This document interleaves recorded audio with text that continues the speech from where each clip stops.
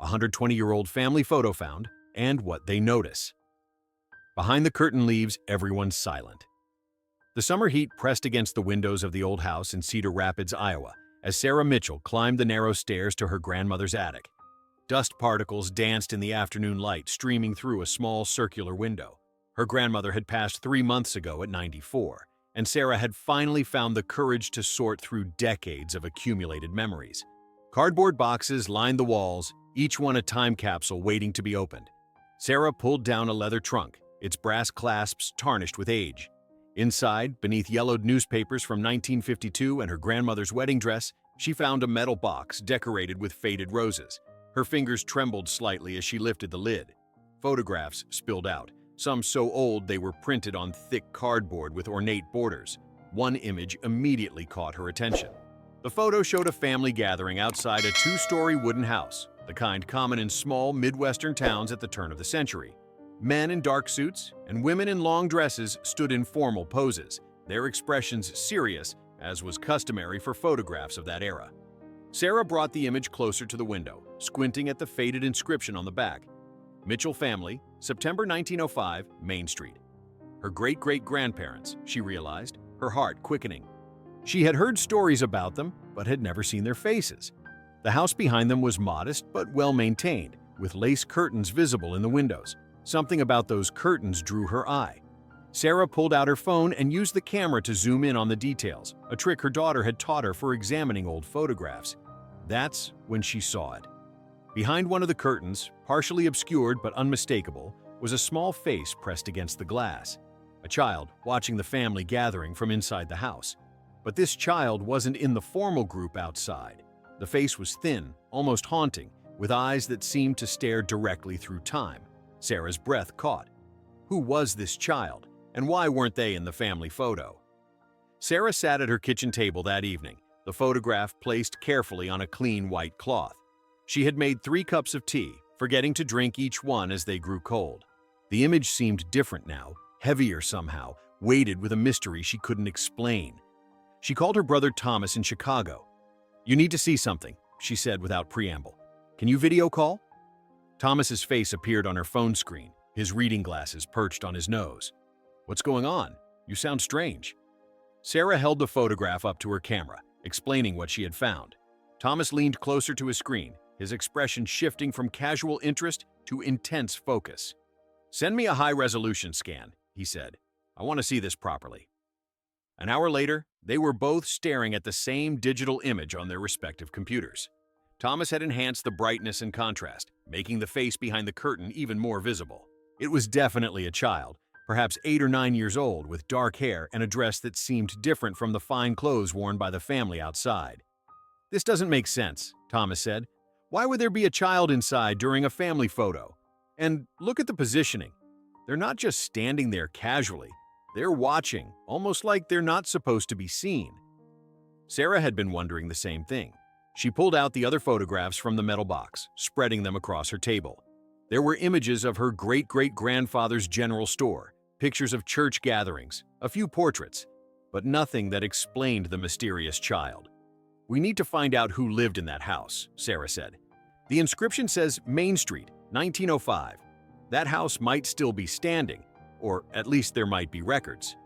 Thomas nodded slowly. "I'll be there this weekend. Don't do anything until I arrive.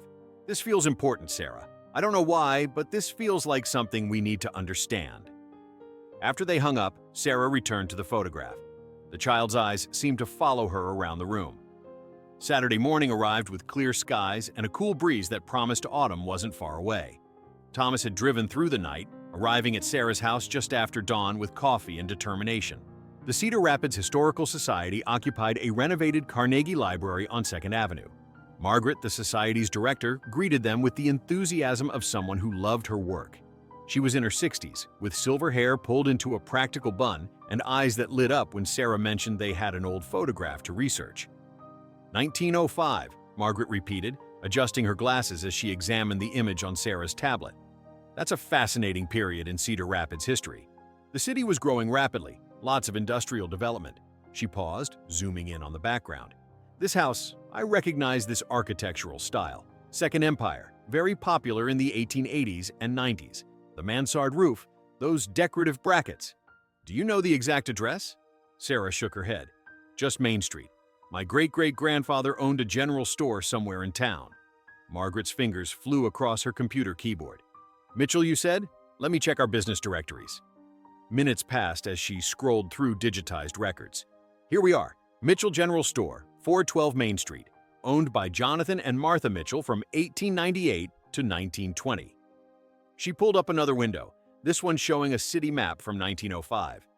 The store was on the corner of Main and 3rd. Their residence would have been… She traced the map with her finger.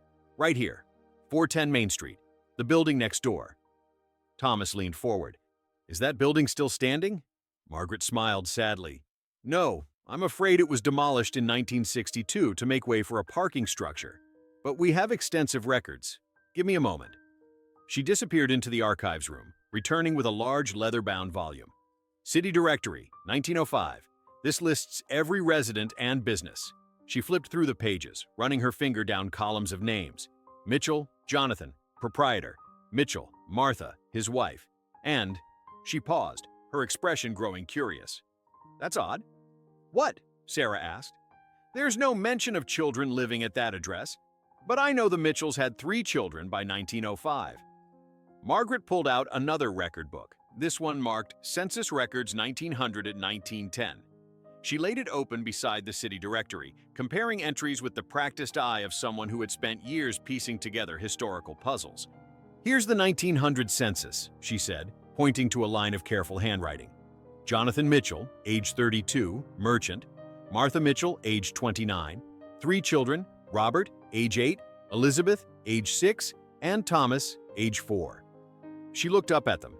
But in the 1905 city directory, those children aren't listed as residing at the Main Street address. Sarah felt a chill despite the warm room. Where were they? That's what's strange, Margaret said. Children were usually listed with their parents unless… She trailed off, reaching for another volume. Let me check something. Thomas caught Sarah's eye. They were both thinking the same thing. The child in the photograph wasn't a Mitchell child. Margaret returned with a thinner book, its cover worn smooth by decades of handling. School enrollment records, Cedar Rapids Elementary Schools, 1905-1906. She scanned the pages, her frown deepening. The Mitchell children were enrolled in Cedar Rapids Elementary School No. 2 on the east side of town. The better school, she added quietly, which means they probably weren't living above the store anymore. The family had likely moved to a nicer neighborhood.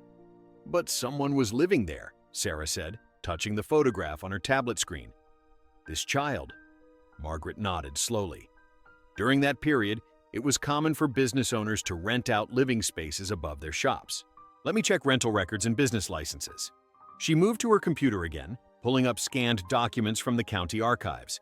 What she found made the room feel suddenly colder. In 1905, the residence at 410 Main Street was registered as a boarding house, Margaret said quietly, operated by a Mrs. Helen Crawford. She had a license to house up to 12 residents, and according to this notation, she leaned closer to the screen. Many of her boarders were employed at the Cedar Rapids Cotton Mill 3 blocks away. The cotton mill. Sarah had heard about it in local history classes decades ago. It had been one of the largest employers in the area during the early 1900s. Were children working there? Thomas asked, though his tone suggested he already knew the answer. Margaret's expression was grim. Hundreds of them. The Cedar Rapids Public Library's archives were located in the basement, where the temperature stayed cool year-round. Margaret had given them the name of a colleague, David, a retired professor who specialized in local labor history. He met them at the library entrance, a tall man with kind eyes and hands stained with the ink of old newspapers. The cotton mill, David said as he led them through rows of filing cabinets, was Cedar Rapids' dirty secret. Between 1890 and 1915, it employed over 300 workers at its peak. At least 40% were children under the age of 14. He pulled out a folder thick with photocopied documents and spread them across a research table. The work was brutal. 12-hour shifts, 6 days a week. The children operated dangerous machinery, cleaned under running equipment, and breathed air thick with cotton fibers. Lung disease was rampant. Sarah felt sick. The face in the photograph suddenly made terrible sense. That thin, haunted expression. The child had been watching a family gathering from inside a boarding house, probably exhausted from a factory shift. David handed them a newspaper clipping from 1906. Its headline stark, "Mill Accident Claims Young Life." Sarah read the article, her hands shaking. A 9-year-old girl had been killed when her hair was caught in machinery. The factory had paid her family $12 in compensation. "Were there any photographs?" Thomas asked quietly. "Any documentation of what conditions were like?" David nodded. "That's the remarkable thing. In 1905 and 1906, there was a movement nationally to expose child labor conditions. Photographers and journalists were beginning to document these abuses. Louis Hine became famous for his child labor photographs a few years later. But here in Cedar Rapids, we had our own documentation, though it was less official." He pulled out a manila envelope. "These photographs were found in the basement of the old mill building when it was being converted to lofts in 2003. Someone, we don't know who, had been documenting the workers. Look at these." Sarah and Thomas leaned over the photographs.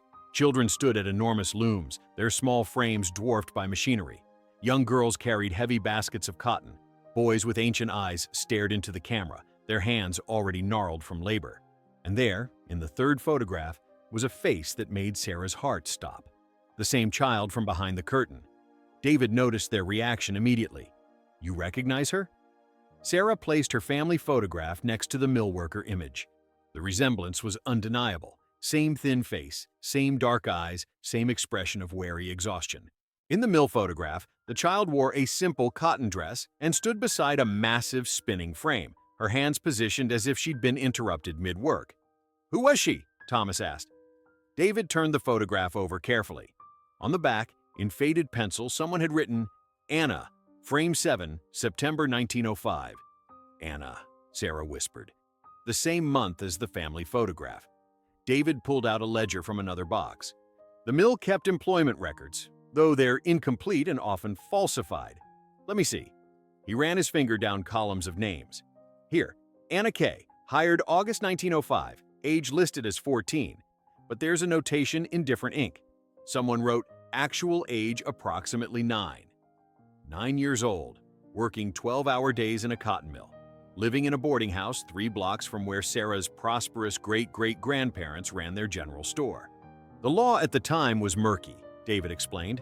Iowa had passed some child labor restrictions in 1897, but enforcement was practically non-existent. Factory owners routinely lied about children's ages, and desperate families needed the income. Anna was probably making about $3 a week. A family might have 4 or 5 children working to survive. Sarah couldn't take her eyes off Anna's face in the mill photograph. "Why was she in the boarding house above my family's store? Did they know she was there?" David shrugged. "The Mitchells owned the building. They would have known Mrs. Crawford was running a boarding house, whether they knew about the children working in the mill." He paused delicately. Many people chose not to ask questions. Thomas pulled out his laptop. The photograph was taken outside the building. The Mitchells were having their family portrait made right there on the street. Anna was inside, behind the curtain, watching. Why would she be watching? "Maybe," Sarah said slowly, "she had never seen anything like it. A family, together, dressed in fine clothes, smiling. Maybe to her, that looked like something from another world." The room was quiet except for the hum of fluorescent lights. David reached for another folder. "There's something else you should know. In late 1905, something happened that changed everything." David opened the folder to reveal a stack of newspaper clippings, all from October and November 1905.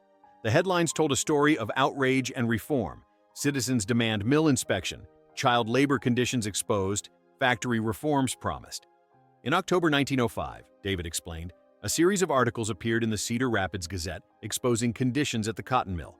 They were detailed, specific, and accompanied by evidence that couldn't be ignored. The public response was immediate and furious. He spread out the articles.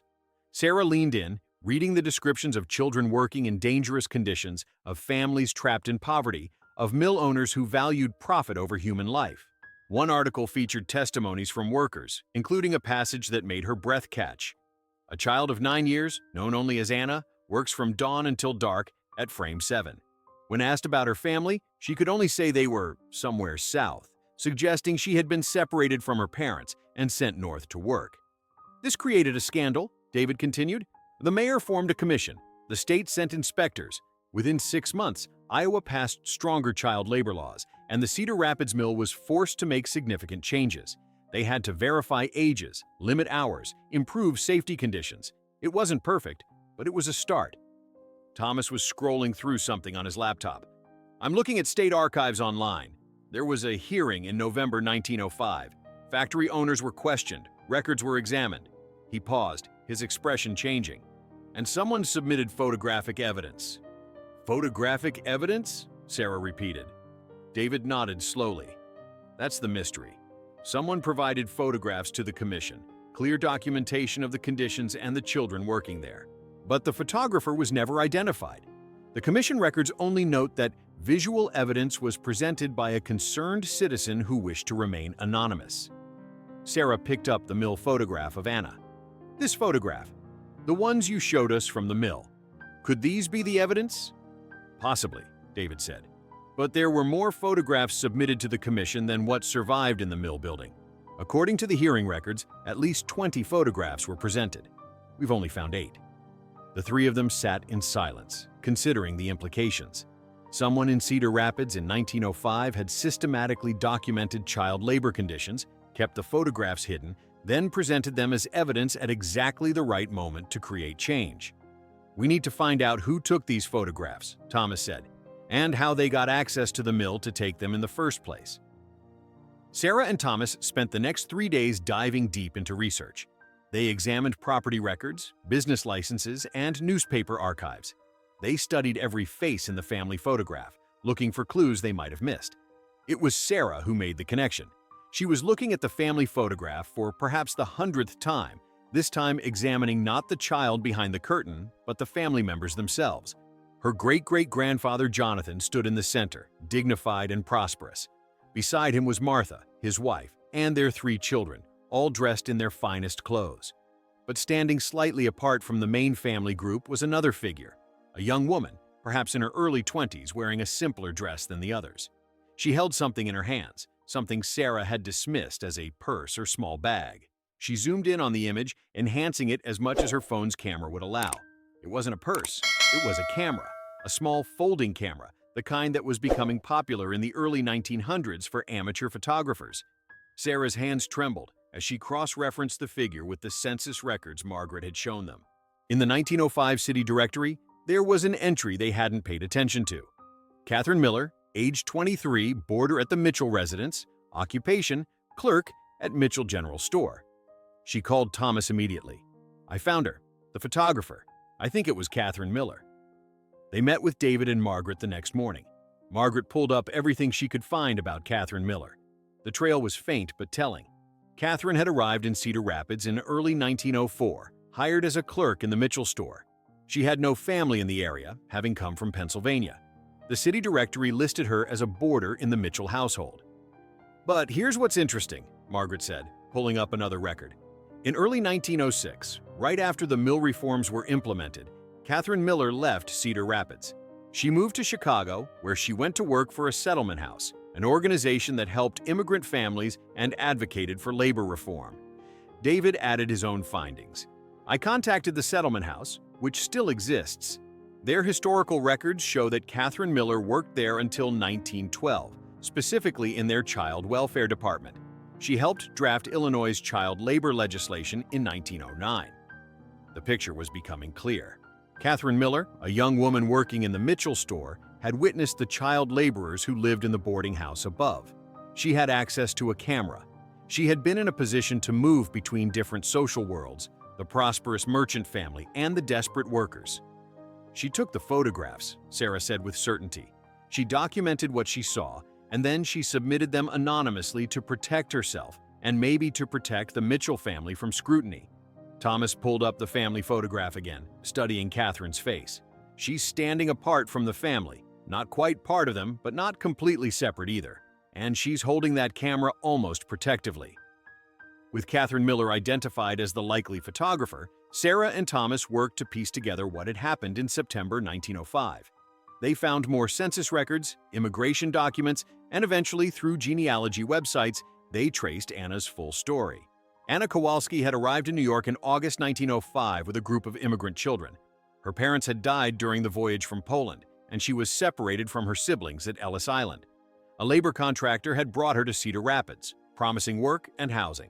She was 9 years old. Mrs. Crawford's boarding house had housed a dozen such children, all working at the cotton mill.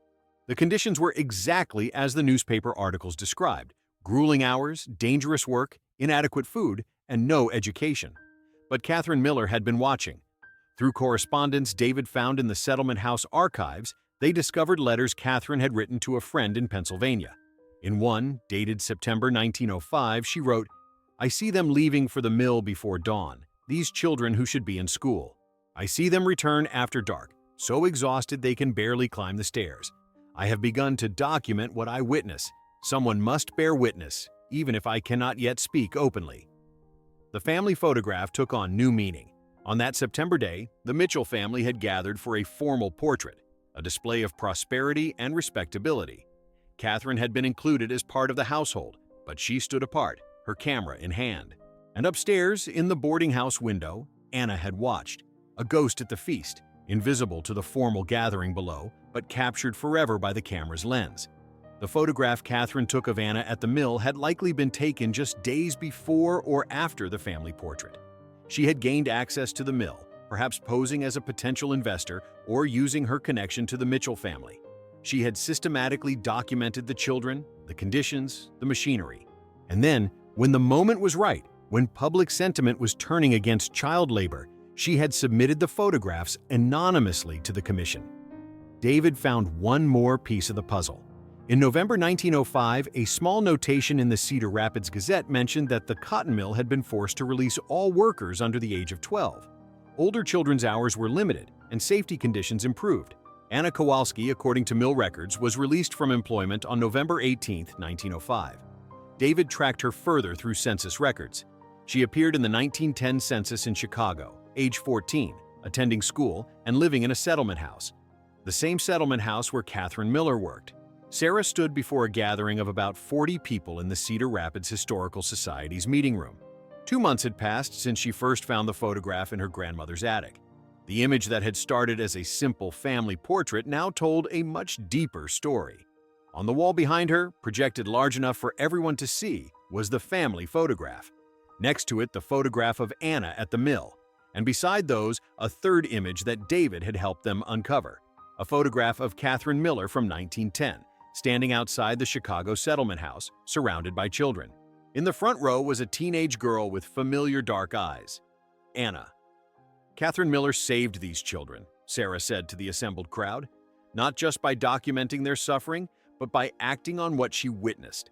After the reforms were implemented in Cedar Rapids, she moved to Chicago and helped Anna and others like her escape the cycle of exploitation. She gave them education, opportunity, and hope. Thomas had flown in for the presentation, along with other Mitchell family descendants who had learned about the discovery. They had all contributed to the research, piecing together the story from fragments of history. For years, our family had this photograph, Sarah continued. We saw a prosperous merchant family, a moment frozen in time. We never noticed the child behind the curtain. We never asked who else might have been present but invisible in our family history. Margaret had helped them establish a small exhibit at the Historical Society. It included the photographs, the newspaper articles, and the story of Catherine Miller and Anna Kowalski. But more than that, it included the names of all the children they could identify who had worked at the Cedar Rapids cotton mill, pulling them from invisibility into historical record. David spoke next, providing historical context about child labor reform movements and how individuals like Catherine had created change through quiet courage and systematic documentation. He explained how the reforms sparked by the 1905 Commission eventually contributed to broader state and federal child labor laws. After the presentation, people lingered, examining the photographs, asking questions. An elderly woman approached Sarah with tears in her eyes. "My grandmother worked in that mill," she said quietly. "She was 12. She never spoke about it, but I found her employment card after she passed. Seeing these photographs, seeing someone who cared enough to document what happened, it means something." As Sarah drove home that evening, the autumn sun setting over Cedar Rapids, she thought about the power of what remains hidden in plain sight. The child behind the curtain had been there all along, waiting to be seen, her story waiting to be told. Catherine Miller had seen her, had made sure she was not forgotten. And now, 120 years later, Anna's face would be remembered not as a nameless victim of history, but as a real child whose suffering had sparked change. The photograph that Sarah had found in her grandmother's attic had revealed more than a family secret. It had revealed a story of courage, justice, and the power of bearing witness. The next week, Sarah received an email from a genealogy researcher in Chicago. Someone had found more of Catherine Miller's photographs in the archives of the settlement house, including several of Anna as she grew older, attended school, and eventually became a teacher herself. Anna had lived until 1982, the researcher wrote. She had spent her life as an educator, teaching immigrant children in Chicago public schools. She had never married, but she had been beloved by hundreds of students over her long career. Attached to the email was one final photograph, Anna in 1975, elderly but with the same unmistakable eyes, standing in her classroom surrounded by children's artwork. On her desk, barely visible but definitely there, was a framed photograph. Sarah zoomed in. It was the image of Catherine Miller outside the settlement house from 1910. The photograph Anna had kept for 65 years, two women connected across time by a camera's lens and a commitment to justice. One who had documented the truth and one who had survived to tell it. Sarah added the photograph to the Historical Society exhibit. In the description, she wrote simply, Anna Kowalski, 1896-1982, teacher, survivor, witness, remembered. The child behind the curtain was finally fully seen.